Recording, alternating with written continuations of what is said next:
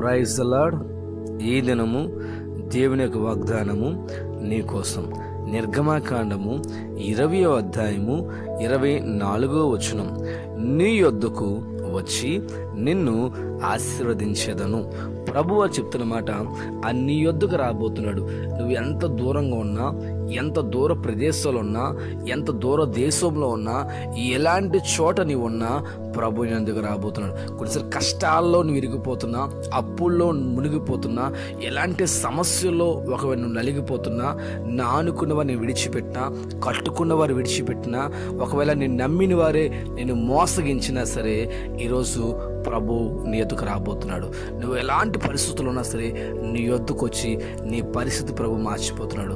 నీ వేదన, నీ దుఃఖమును దేవుడు సంతోషంగా మార్చడానికి ఇష్టపడుతున్నాడు.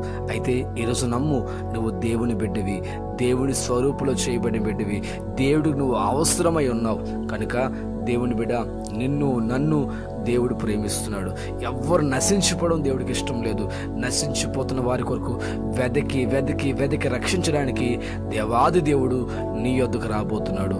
ఎందుకంటే బైబిల్ గ్రంథంలో 38 సంవత్సరాల నుంచి కోనేరు పక్కన ఒక వ్యక్తి అలాగే పడి ఉన్నాడు.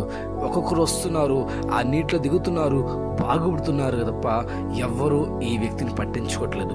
ఈ వ్యక్తి 38 సంవత్సరాల నుంచి అదే పరిస్థితిలో వేదన పడుతుంటే స్వయాన యేసు క్రీస్తు వారే అతని ఎదుగు రావడం ప్రారంభించారు.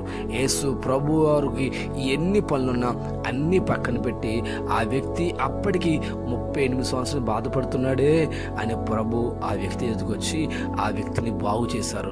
ఆ వ్యక్తిని స్వస్థపరిచారు. ఆ వ్యక్తి గంతులు వేయడము, దీవించడము, ఆశీర్వదించబడ్డము మనం చూస్తున్నాం. ఈరోజు 38 సంవత్సరాల వ్యక్తి దగ్గరకు వచ్చి ఆ వ్యక్తి జీవితంలో అద్భుతం చేస్తే నువ్వు ఎన్నాళ్ళ నుంచి ప్రార్థన చేస్తున్నాం, ఎన్నాళ్ళ నుంచి ప్రభు సహాయం కావాలనుకుంటున్నాం, ఎన్ని నెలల నుంచి నీ కుటుంబంలో మార్పు కావాలి, ఆశీర్వాదం కావాలి, దీవెని కావాలని నువ్వు ఎదురు చూస్తున్నావో నీ పరిస్థితులన్నీ ప్రభు మార్చిపోతున్నారు. ఆయన ఎదుకు వస్తున్నాడు.